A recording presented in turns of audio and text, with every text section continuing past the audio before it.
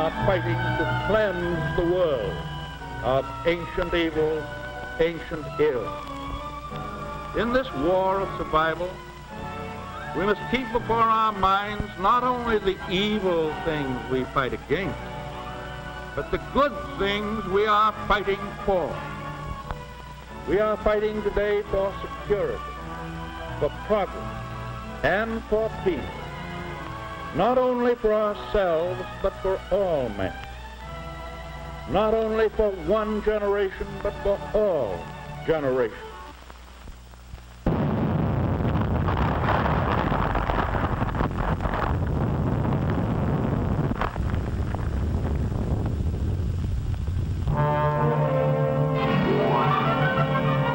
When reconversion got underway, pay envelopes were thinner.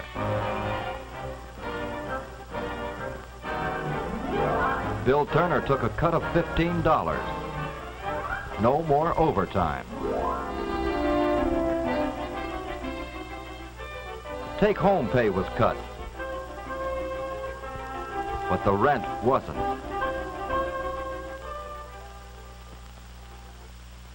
Nor the price of shoes.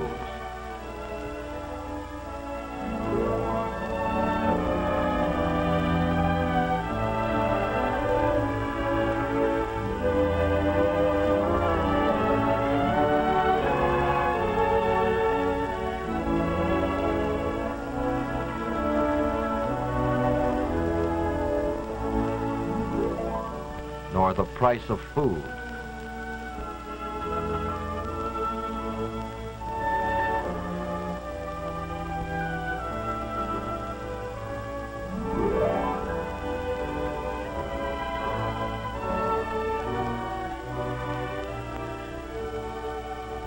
Bill thought of the promises made during the war of C.E. Wilson, president of General Electric.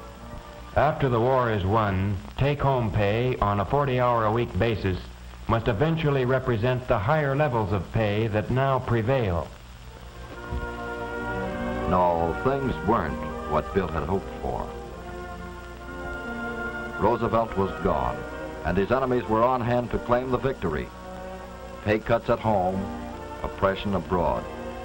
Bill didn't like it.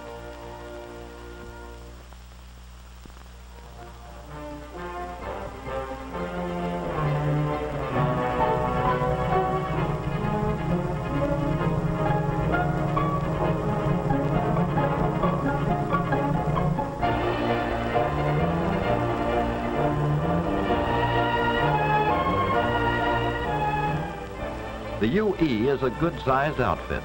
Over 600,000 men and women organized in hundreds of locals.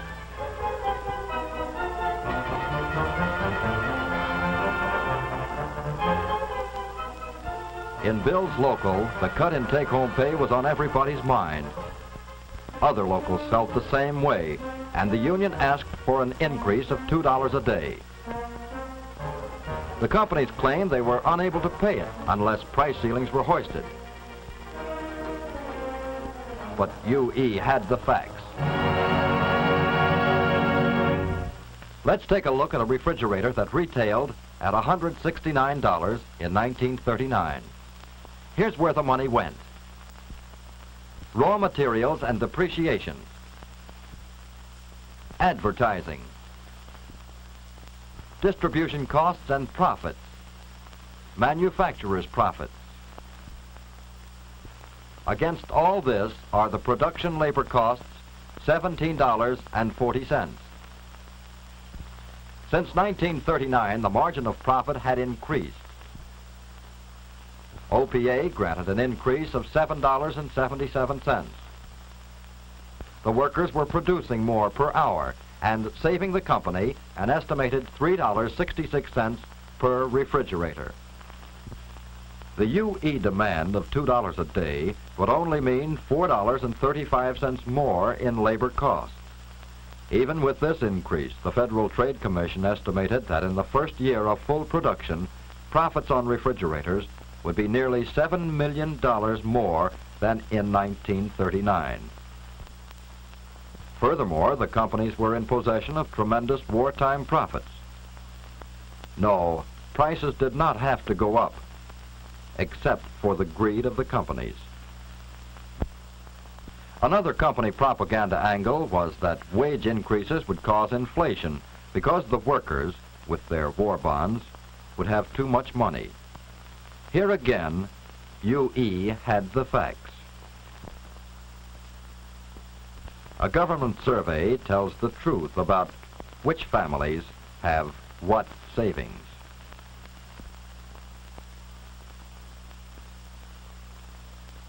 Nearly 2/3 have only 7%. All this is held by 10% of the people. In other words, the majority of people have so little that a week or two of unemployment or an illness wipes out the savings. As Bill pointed out, the layoffs during reconversion and the reduction in take-home pay meant big trouble to millions of families.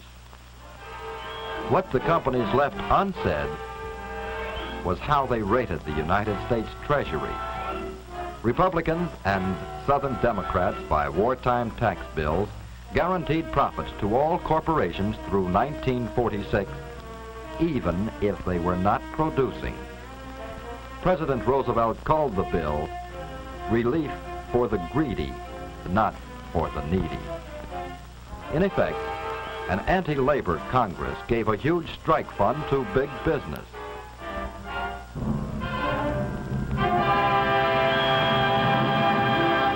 No wonder UE President Fitzgerald had to report no progress on his wage negotiations. The electrical manufacturers have refused to bargain in good faith.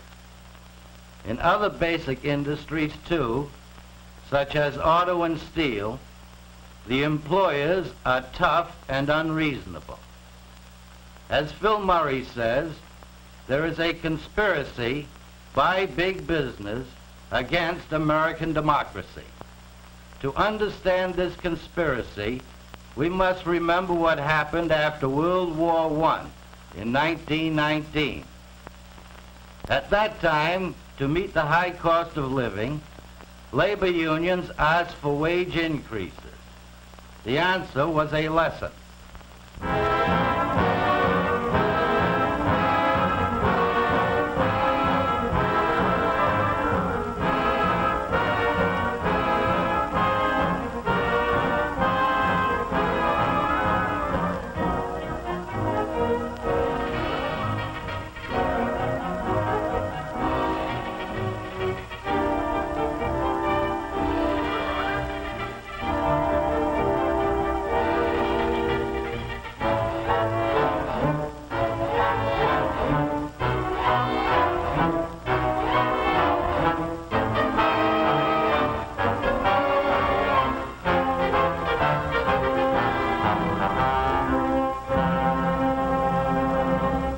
Employers mobilized the full power of the government against the unions. Attorney General A. Mitchell Palmer said he was after communists. Under cover of red baiting, he and the employers crippled the trade unions. In 2 years, 1/3 of the membership was lost. Big business was in control. It ran the government. It brought us to 1929.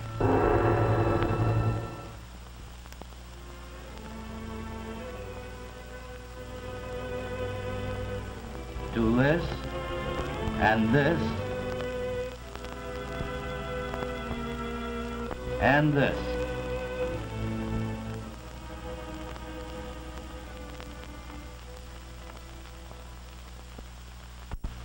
They want no get-rich-quick era of bogus prosperity, which will end for them in selling apples on a street corner. Roosevelt is dead and a reactionary Congress has taken over. Big business thinks it can repeat 1919. We in the CIO want industrial peace. But if big business wants to take America for a ride again, we intend to fight.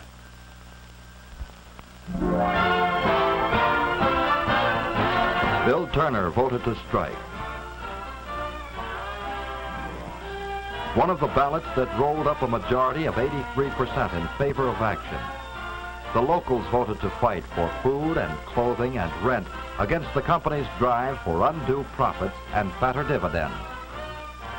The company's greed can only be realized by knowing all the facts about them. Here's what Bill and the UE were up against. The plant where Bill worked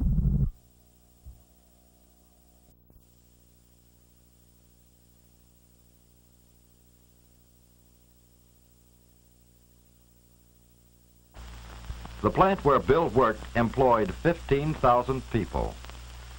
It was only one of the General Electric network, employing 125,000 workers. Westinghouse employed 75,000. General Motors Electrical Division, 25,000. Together, they control 50% of the industry. And in December 1942, the Department of Justice brought General Electric and Westinghouse into court on charges of monopolizing fluorescent lamps. Also in 1942, a grand jury slapped General Electric with a criminal indictment, charging that General Electric, along with other companies, did unlawfully, willfully, and feloniously conspire, combine, confederate, and agree together to defraud the United States by making collusive, fraudulent, identical, and non-competitive bids at unreasonably high prices. But this is not all. In spite of war, these companies operate internationally through subsidiaries, stock participation, and cartel agreements with various other companies. IG Farben Industrie, Allgemeine Elektrizitätsgesellschaft, Siemens Schuckert-Burka, Siemens Halske, Opel, Fried Krupp Antigesellschaft, Tokyo Shibaura, Mitsubishi Electrical Engineering Company, Westinghouse Electric Company of Japan, Compagnia Generale di Elettricità, Magrini Società Anonima, and many more all over the world. Internationally, as well as nationally, profit, big profit, is the battle cry. A General Electric Krupp agreement sent the price of tungsten carbide from $50 a pound to $453 a pound. This monopoly price kept production low. The United States government cracked down with a criminal indictment. But the damage had been done. Tungsten carbide was one of the great bottlenecks in war production.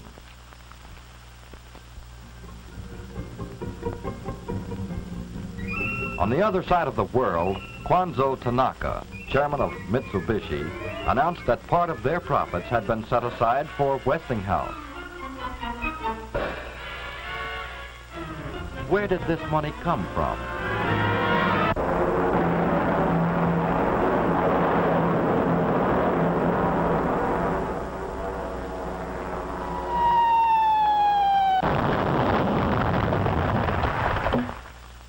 This is but a part of what Bill and the UE had to face. These companies have powerful connections in other industries which were also fighting the labor movement. The nature and power of these connections staggers the imagination.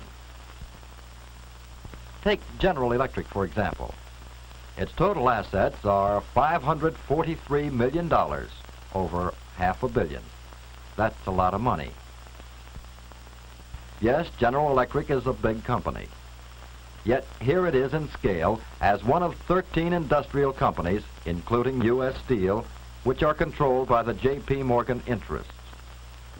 Plus 12 utility companies, including American Telephone and Telegraph. Plus 8 railroads. Plus 3 major banks. Morgan interests control a total of $31 billion through these companies alone. $31 billion. It's so much money, it's impossible to think of it. Suppose it was laid out in $100 bills.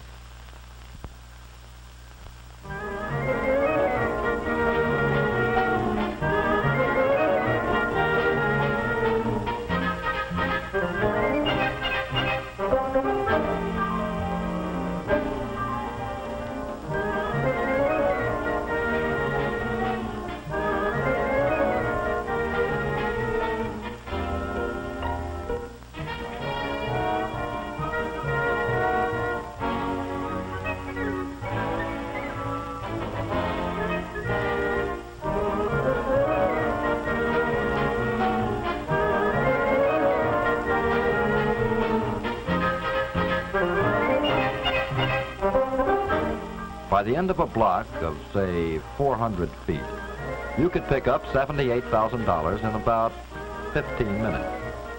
But to pick up the rest of the $31 billion, you'd have to walk clear around the Earth 1¼ times, and it would take you 400 years on a 40-hour week. Yes, the Morgan Group is powerful. It took the power of the United States government even to find out these facts. And since our taxes paid for this investigation, let's get our money's worth.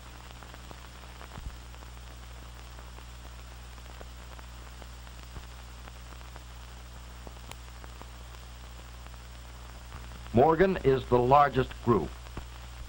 Then there is the strong Kuhn-Loeb group. The Mellon interests, which have Westinghouse. DuPont with General Motors. And then there is Rockefeller. And 3 other groups, making up a grand total of some $82 billion assets in 1945, exclusive of government-owned plants, which they are now busy buying up cheap. These assets represent control over plants, railways, banks, and most important of all, jobs. 8 groups dispose of over 30% of all the assets in the United States. These 8 groups operate through a screen of 106 corporations, and some idea of their power can be had by seeing in scale how many firms own the rest.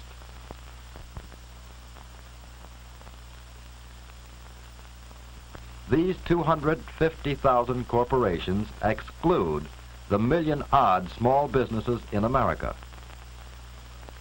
8 groups control the American economy not only because of their concentration of wealth, but through their strategic ownership of basic industries.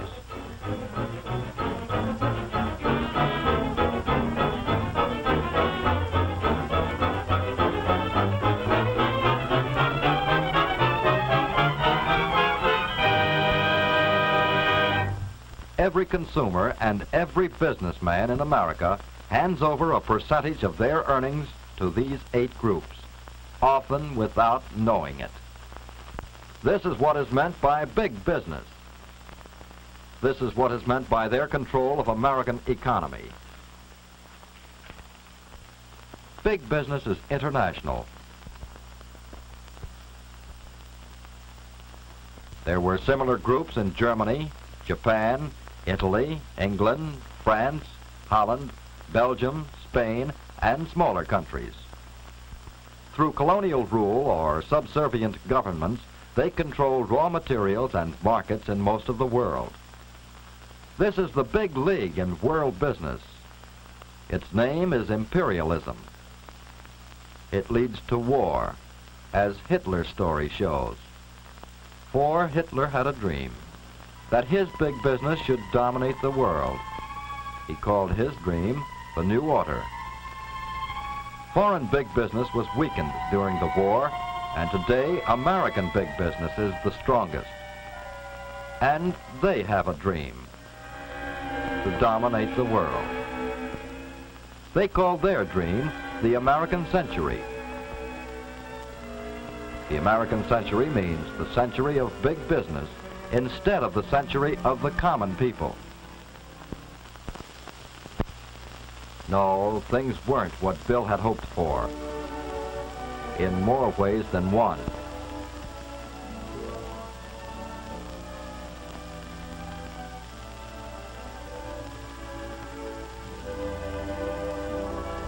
Bill's kid brother was still in China. His letters all read the same.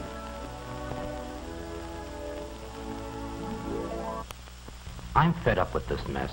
We're still training the Chinese. Thought the war was over.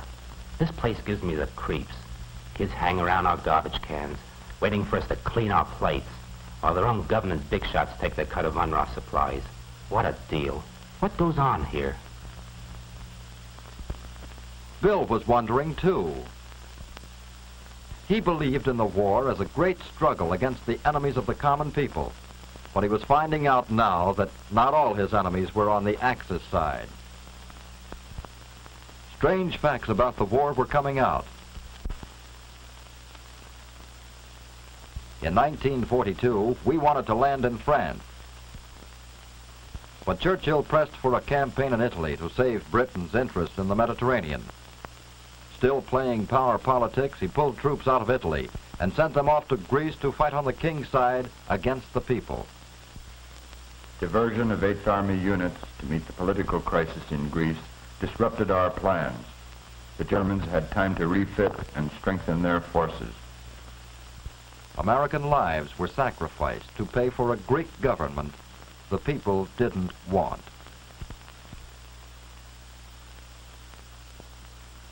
All this apparently seems quite normal to Congress. Roosevelt's old enemies are again making government policy. They are the friends of big business, the men who believe in atomic diplomacy. The president himself shared the platform at an American university with Winston Churchill when he called for an Anglo-American alliance against Russia. Is this what millions of men died for?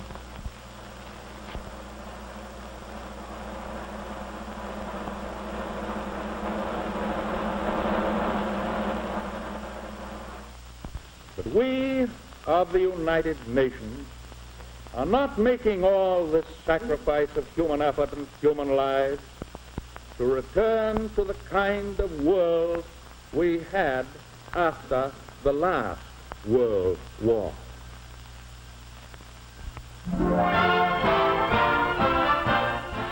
When Bill walked on the picket line the morning of January 15th, he was fighting for the decent standard of living that Roosevelt had pledged in the Economic Bill of Rights. The right to a job, to food and clothing, to fair prices, to protection against monopolies, the right to a decent home, medical care, a good education, the right to economic security. Bill fought for this new Bill of Rights as part of a mighty CIO struggle against the economic royalists. At the National Labor Management Conference, CIO President Philip Murray had sought tenaciously for recognition of the need for wage increases and of price control. Within a week, 1.5 million CIO workers were on strike. Auto, steel, packers, communications, farm equipment, all fighting for a decent America. Lynn, Massachusetts, Ontario, California, Fairmont, West Virginia, Fort Wayne, Indiana, Jersey City, Detroit, Pittsburgh, Schenectady, Philadelphia, plant after plant, town after town, from coast to coast, the picket lines grew. Big lines and little. The machinery of strike committees functioned like clockwork, and the UE strike was solid 100%. In bitter January weather, there was fire for cold hands and feet, hot coffee and hot food for weary union fighters. The support of the strike was magnificent.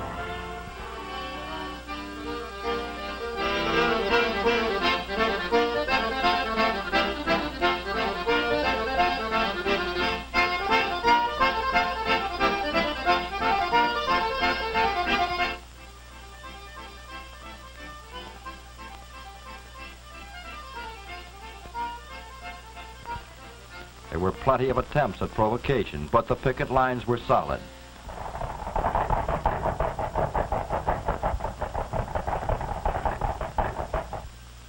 The most significant phase of the UE strike was the tremendous community support it received. Dozens of mayors and dozens of city governments and dozens of congressmen supported those on strike. Typical was Lynn, Massachusetts, where the mayor sent a letter to GE. I have talked personally with many of the workers. I have listened to their arguments, and I must say that their demands seem reasonable and just under all present-day circumstances. The townspeople agreed with the mayor. Druggist Flaherty offered free medicines. The shoemaker offered shoe repairs. In fact, the whole community pitched in. This was something new for a GE town. Adequate buying power is necessary to sustain the business life of the community. to enable property owners to pay taxes, to enable a city to conduct its municipal government on the basis of solvency and service. The interests of the community and the interests of the workers were one. The justice of the union position was obvious. The companies could not conceal the truth. The union waged one of the greatest publicity campaigns in trade union history.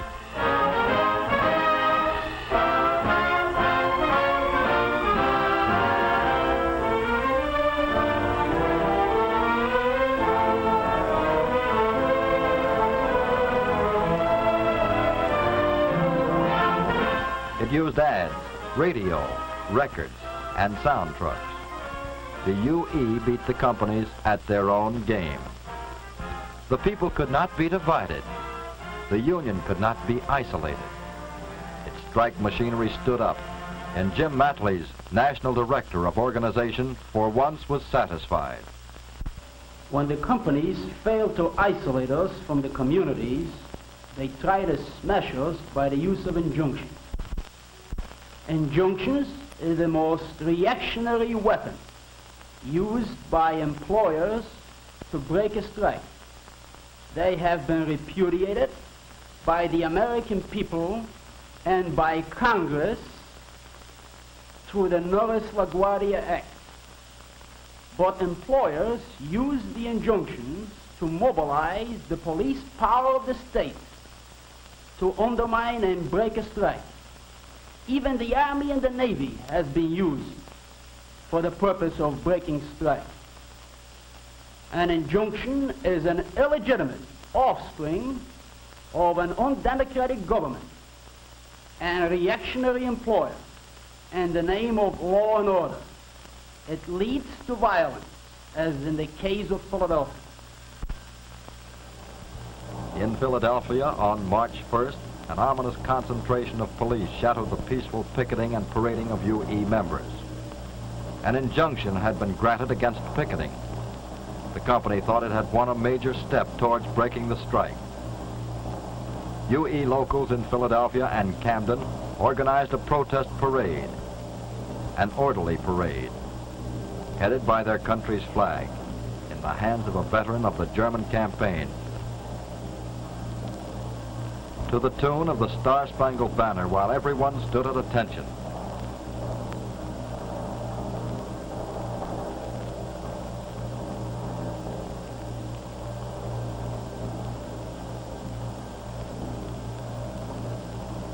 But when the parade started, trouble began.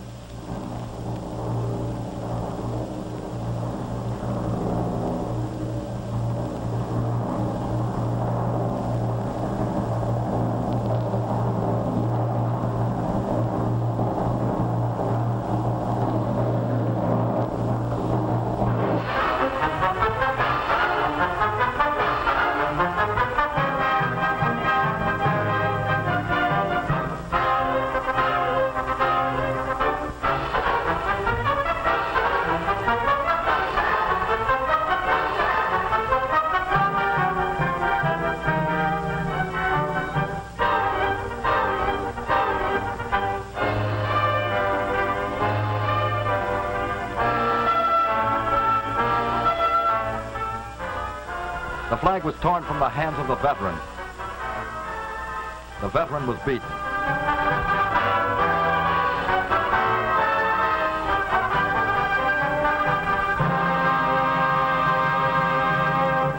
It was said later, in excuse, that the police lost their heads.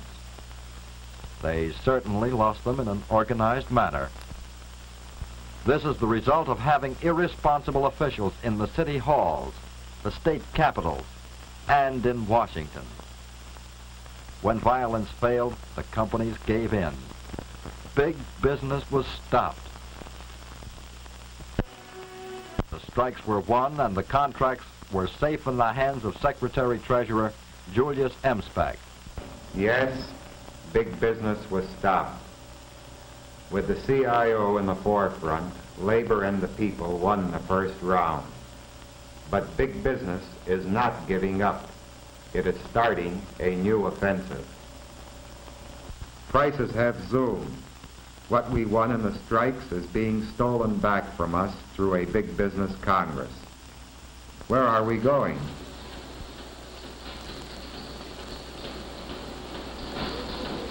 Well, you know what a company town looks like.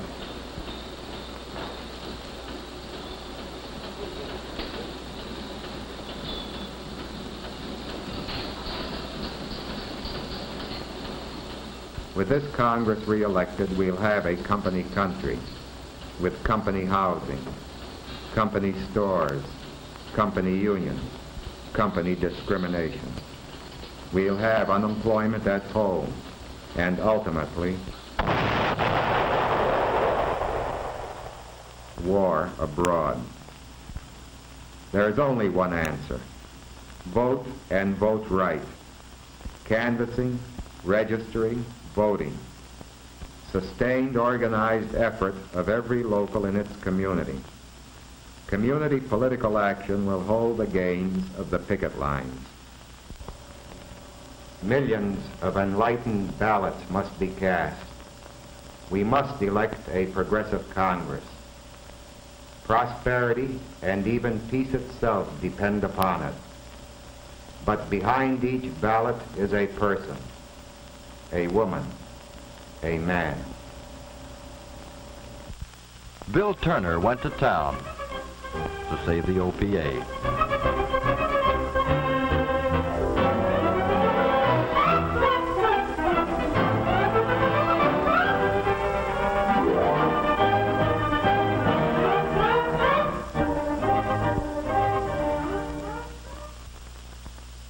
It was little help.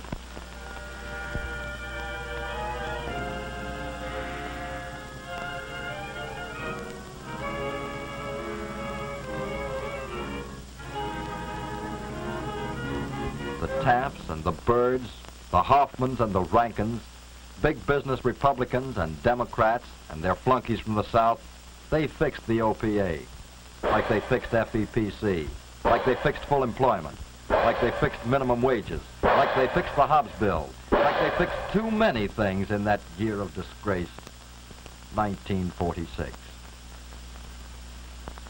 And Bill could see rising prices ahead. And he could see more strikes. And he was grim.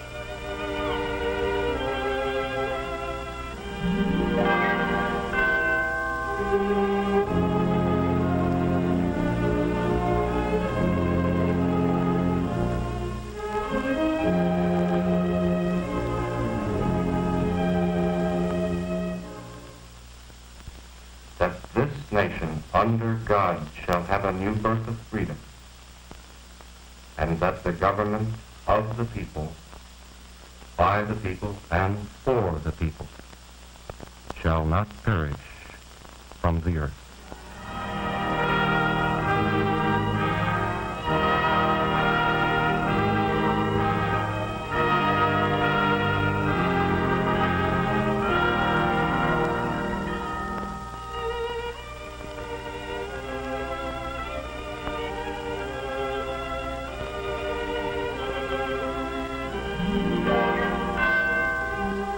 Bill is going to do some fixing of his own. He smells November coming. He even smells the date. November 5th.